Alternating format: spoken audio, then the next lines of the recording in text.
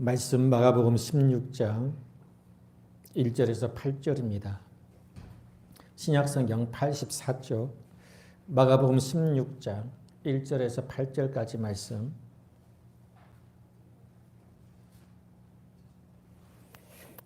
교독하겠습니다. 안식일이 지남에 막달라 마리아와 야고보의 어머니 마리아와 또 살로메가 가서 예수께 바르기 위하여 향품을 사다 두었다가 안식 후 첫날 매우 일찍이 해 돋을 때에 그 무덤으로 가며 서로 말하되 누가 우리를 위하여 무덤 문에서 돌을 굴려두리오 하더니 눈을 들어본즉 벌써 돌이 둘러져 있는데 그 돌이 심히 크더라. 무덤에 들어가서 흰 옷을 입은 한 청년이 우편에 앉은 것을 보고 놀라매 청년이 이르되 놀라지 말라. 너희가 십자가에 못 박히신 나사렛 예수를 찾는구나. 그가 살아나셨고 여기 계시지 아니하니라. 보라 그를 두었던 곳이니라. 가서 그의 제자들과 베드로에게 이르기를 예수께서 너희보다 먼저 갈릴리로 가시나니 전에 너희에게 말씀하신 대로 너희가 거기서 피오리라 하라 하는지라. 여자들이 몹시 놀라 떨며 나와 무덤에서 도망하고 무서워하여 아무에게 아무 말도 하지 못하더라. 아멘. 사람은 누구나가 다 성공하기를 원하고요. 뭔가 이루고 싶은 소망이 있기 때문에 소망을 담아서 재테크 책이나 자기 관리에 대한 책들을 많이 봅니다. 생각보다 많이 그런 책들을 보더라고요. 저도 그런 책들을 몇 권 보았는데 특별히 이 책을 아마 보신 적이 있을 거예요. 미라클 모닝이라는 책인데요.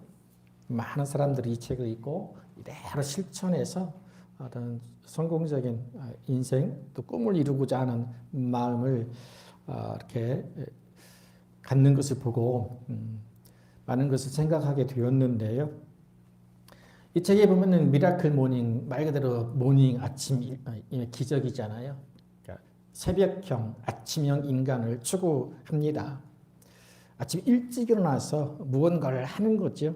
독서나 또 글쓰기, 운동, 여러 가지 생활 습관, 루틴을 만들어서 꾸준히 실천하면 성공적인 인생을 살 수가 있다고 말합니다. 이 책의 저자가는 이렇게 말합니다. 인생에서 가장 슬픈 일은 마지막에 도달했을 때 후회하며 돌아보는 것이다. 그때 가서 당신이 더 많은 것을 하고 더 많은 것을 갖고 더 나은 사람이 될 수 있었다는 것을 알아봐야 소용없다. 그럴듯한 말입니다. 우리 모두가 동의하는 말이죠. 그래서 후회 없는 삶을 살기 위해서는 지금 뭔가를 해야 한다는 것은 맞는 말입니다. 저도 이 책을 읽고서 이 미라클 모닝을 신앙생활에 적용해서 미라클 모닝 플레이어 MMP라고 하는 제목을 정해놓고요. 나름 기적의 새벽기도 이렇게 해놓고 실천하고 있습니다. 새벽 이제 5시쯤 일어나서 새벽 예배 드리고 기도하고 또 말씀 읽고 운동하고 또 잠깐의 독서와 또 SNS에 약간의 글을 쓰고 나면 9시 정도가 됩니다. 그렇게 딱 잘 맞추면 정말 하루의 시간이 너무 풍성해진 것 같아요. 여유가 있고요. 시간이 없다는 말이 전혀 나와는 상관없는 듯한 그런 꽉 찬 느낌을 받습니다. 근데 날마다 깨닫는 것은 진짜 미라클이라고 하는 것, 기적이잖아요. 아침에 일찍 일어나는 것을 넘어서 미라클 바이블, 미라클 플레이어, 미라클 워십, 지저스, 레저렉션, 부활이라고 하는 것을 제가 많이 깨닫습니다. 여러분, 진정한 미라클은 예수 그리스도인 줄로 믿습니다. 미라클 지저스, 특별히 오늘 부활주일, 미라클 레저렉션, 부활하신 예수님이야말로 진정한 미라클인 줄로 믿고요. 그리고 미라클 되시는 부활의 주님과 함께 정말 미라클 인생이 되시기를 이 시간 서로 축복하겠습니다. 거룩하신 하나님 우리 아버지와 주 예수 그리스도부터 은혜와 평강이 있기를 축복합니다. 축복합니다.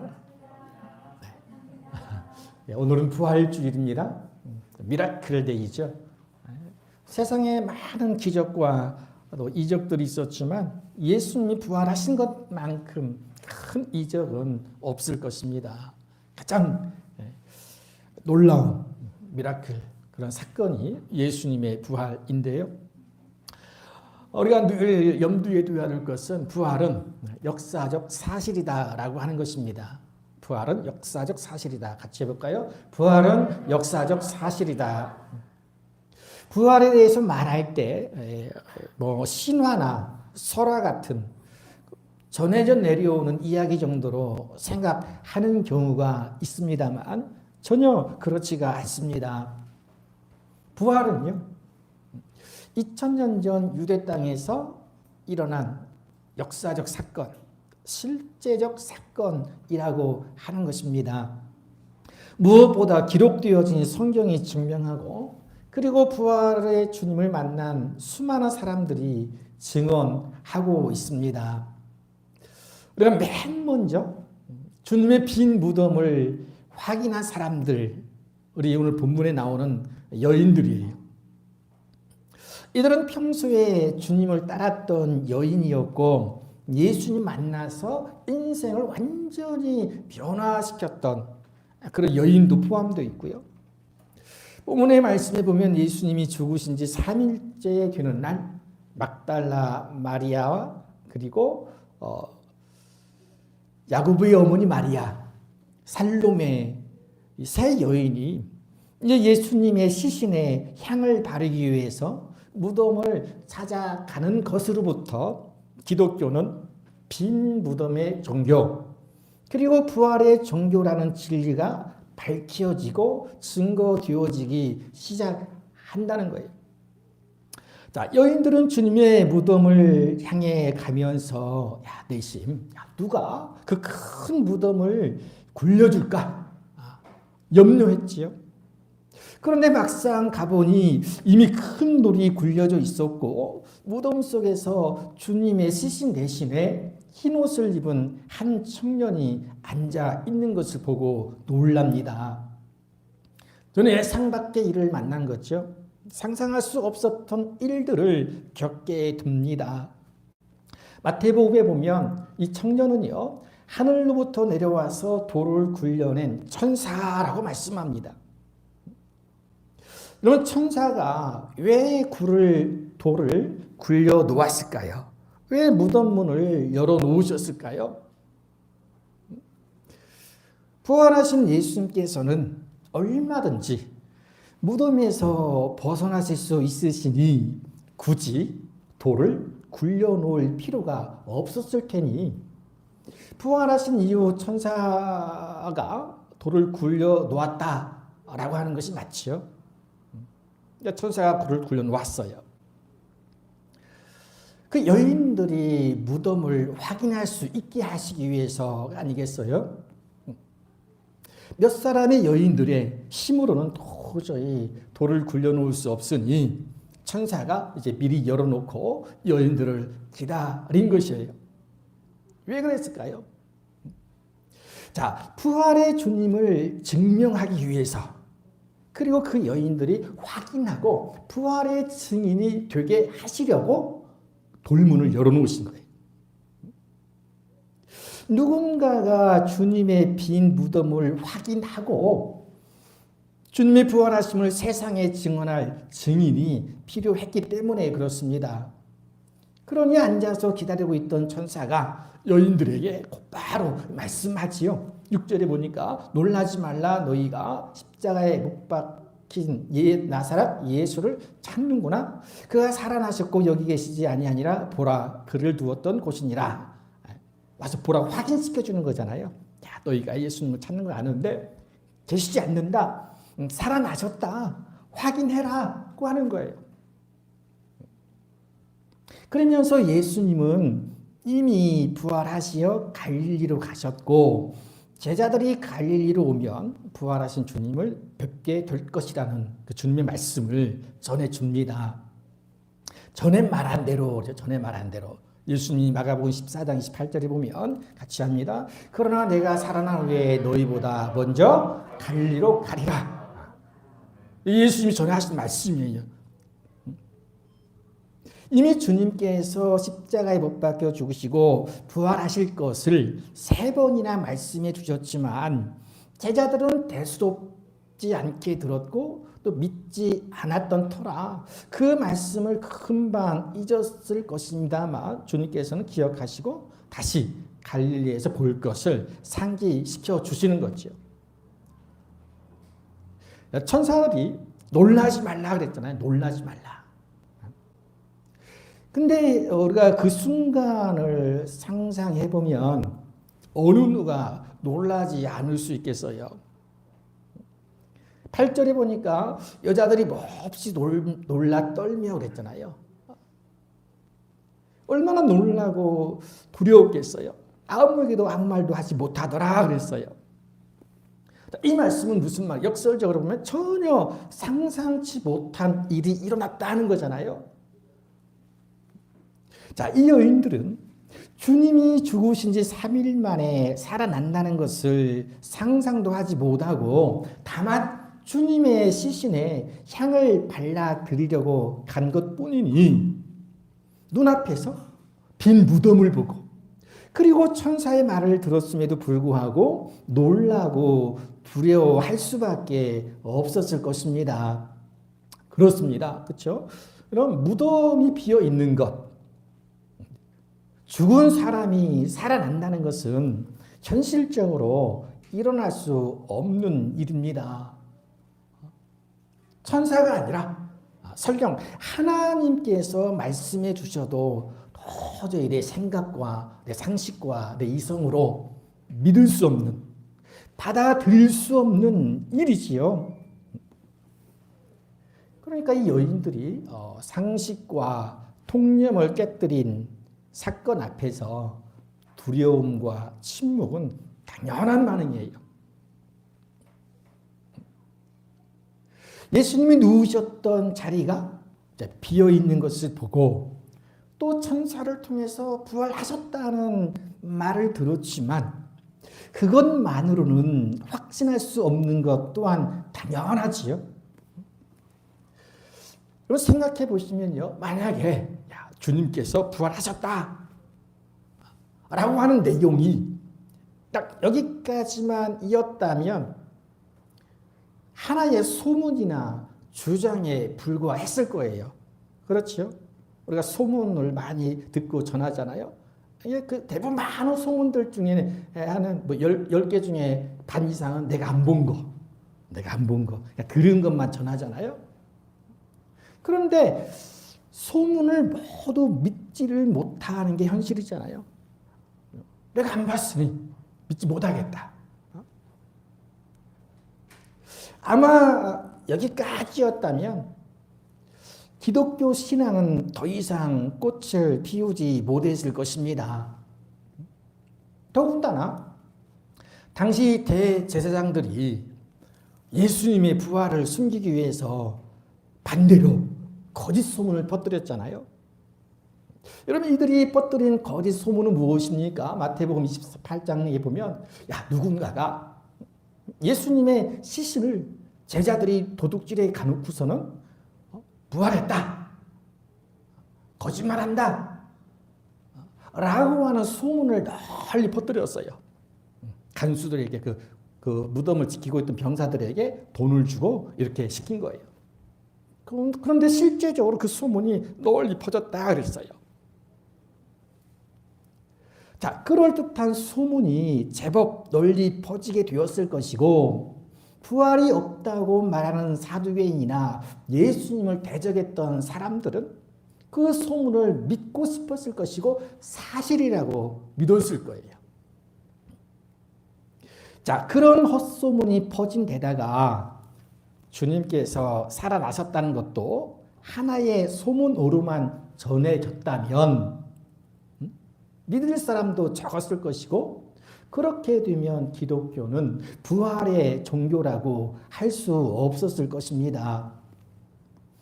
그래 중요한 것이 뭐예요? 봐야 되는 거잖아요. 누군가가 본 사람이 있어야 됩니다. 예수님이 부활하셨다면 부활하신 예수님을 직접 본 사람이 있어야 하는 거예요. 그러면 더 이상 논란거리가 없어집니다. 자, 주님이 부활하셨다 이제 들었어요. 그리고 빈 무덤을 확인했습니다. 그런데 이 세 여인은 무서워서 아무 말도 못하고 있었던 건 역시 자신들이 부활하신 주님을 직접 보지 못했기 때문이에요. 확인하지 못했기 때문에, 만나지 못했기 때문에. 그래서 우리가 하는 말 가운데 백문이 불여일견이다. 100번 듣는 것보다 한 번 보는 것이 정확하다고 하는 것이잖아요. 그래서 9절에 보니까 마침내 예수님께서 부활하신 몸으로 마리아를 만나 주신다. 보여주세요. 확인시켜 주시는 거죠. 그랬더니 마리아가 이제 다른 제자들에게 이 일을 알렸다. 내가 보았다. 보았다. 내가 부활. 예수님 보았다. 라고 말해줍니다. 마리아가 사람 가운데 첫 번째 부활의 증인이 되는 순간입니다. 이제 눈으로 보고 확인한 마리아가 모든 두려움과 의심을 떨쳐버리고 일어나서 침묵을 깨고요. 다른 제자들에게 가서 내가 만난 부활의 주님을 알려주는 거예요. 증인이 되는 거지. 그 당시 제자들은요, 주님을 잃은 슬픔에서 벗어나지 못한 채 낙심 가운데 있다가 마리아가 와서 내가 부활의 주님을 만났다고 하니까 그들은 어떻게 됐을까요? 자, 그들은 역시나 믿지 아니했다고 말씀하고 있어요. 왜 그럴까요? 다른 제자들도 부활하신 예수님을 안 봤기 때문에. 마리아가 본 부활의 주님을 자기들은 보지 않았기 때문에 역시 믿지 아니했어요. 자, 그래서 예수님이 다시 제자들을 찾아가세요. 다시 예수님께서 11 제자가 음식 먹을 때에 나타나셨고 제자들의 믿음 없는 것 그리고 살아나신 것을 본 자들의 말을 믿지 않은 그 완악한 마음을 꾸짖게 되십니다. 그리고 못자국 난 손과 발을 보여주셨어요. 여러분 제자들은 너무 기뻤지만 너무나 놀란 충격에서 벗어나지 못하고 있을 때 주님께서는 제자들과 함께 식사를 하시면서 제자들의 마음을 열어주시고 성경에서 예언한 그리스도의 고난과 죽음, 부활에 대한 말씀을 깨닫게 하셨습니다.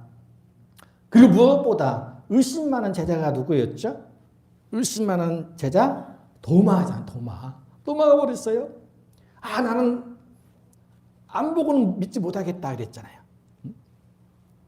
그랬는데 예수님이 다시 도마가 있을 때 나타나셔서 도마에게 이제 말씀하시잖아요. 야, 만져봐라. 그리고 창자국 난 옆구리를 보여주시면서 이제 보고 믿느냐 그랬어요. 보고 믿느냐. 그러면서 예수님이 보지 못하고도 믿는 자들은 복되도다 하셨습니다. 자, 예수님이 직접 나타내 보여주셨잖아요. 부활하신 몸으로. 그러면서 사도행전에 보면요. 또 여러 가지 증인들이 있음을 알 수가 있어요. 40일 동안 부활하신 후 40일 동안 확실한 많은 증거로 친히 살아계심을 나타내셨다라고 하는 거예요. 그들에게 보이셨다. 보여주신 거예요. 확인시켜 주신 것입니다. 그리고 사도 바울도 부활장인 고린도전서 15장을 통해서 예수님이 부활하셨음을 강조하시고 증언해 주세요. 장사 지낸 바 되셨다가 성경대로 사흘 만에 다시 살아나사. 여러분, 이 말씀이 아주 짧은 말씀이지만요, 굉장히 중요한 내용이에요. 자, 장사 지낸 바 되었다는 건 뭐예요? 죽었다는 거잖아요. 그리고 사흘 만에는 뭐예요? 사흘 만에. 시간적 사흘 만에. 완전히 죽었다는 거예요. 그렇죠? 뭐 죽은 채 하거나 잠시 기절했다가 깨어난 것이 아니라는 거예요. 확실하게 죽으셨다. 확실하게. 그건 역사적인 사실이다. 역사적인 사건이다라고 하는 것을 강조하는 말씀이지요. 자, 그렇게 사흘만 살아나셔가지고 500의 형제에게 일시에 보이셨나니 500의 형제들에게 한꺼번에 보여주셨다라고 하는 거예요.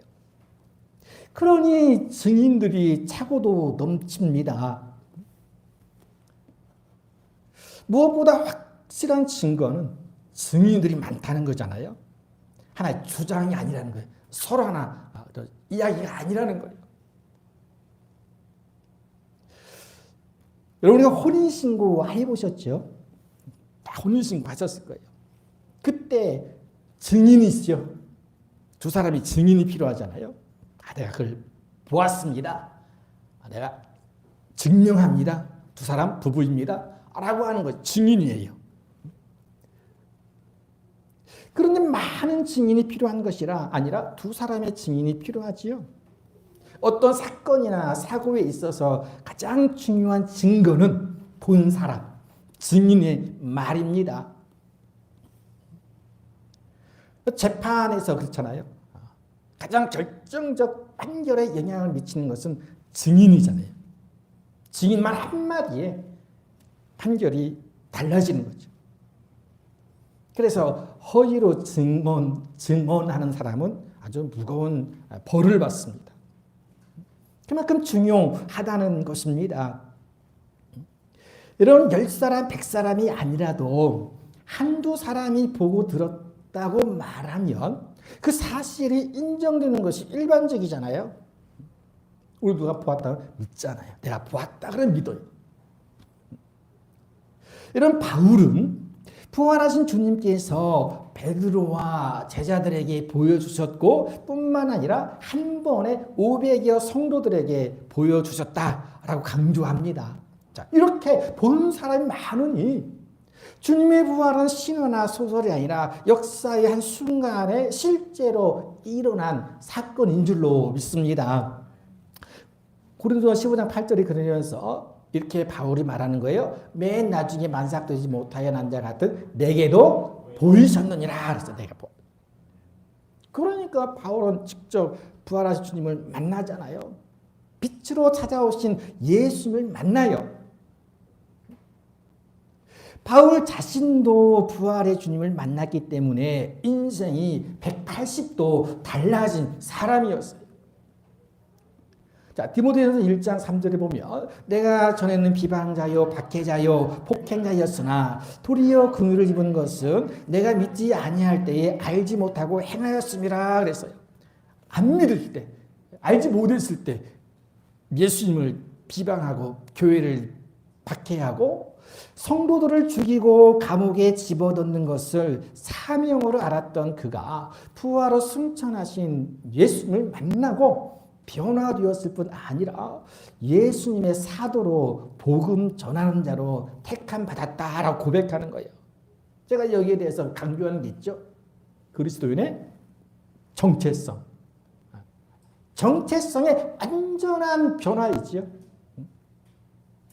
로마서 1장 1절 이랬던 바울이 이렇게 고백합니다. 예수 그리스도의 종 바울은 사도로 부르심을 받아 하나님의 복음을 위하여 택정함을 입었으니 부활의 주님을 만나기 전과 후의 정체성이 완전히 달라졌습니다. 전에는 비방자, 박해자, 폭행자였고 후에는 예수님의 종, 사도, 복음 전하는 자가 되어서 부활의 증인으로 평생을 살게 된 것이지요.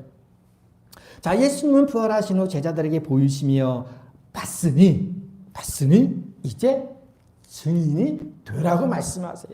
누가복음 24장 48절에 너희는 이 모든 일의 증인이라 그랬어요. 모든 일의 증인이라. 이런 부활의 영광을 기다리며 주님께서는 무덤 속에서 3일 동안 죽음의 과정을 거치셨습니다. 깜깜한 터널을 지나 광명으로 나오듯 부활하신 주님은 오늘 우리에게도 부활의 소망으로 살아갈 수 있는 믿음의 근원이 되십니다. 사망의 음침한 골짜기로 다닐지라도 해를 두려워하지 않을 것은 부활의 주께서 나와 함께 하신 줄로 믿습니다. 이 믿음으로 장차 나타날 영광, 부활의 영광이기까지 온전한 인내를 이루어 가시기를 바랍니다. 이제 부활의 주님을 우리는 직접 목격하지 않고서도 믿을 수 있는 복된 자가 되었으니 부활의 산 증인으로 살아가는 저와 여러분 되시기를 주님의 이름으로 간절히 축복합니다.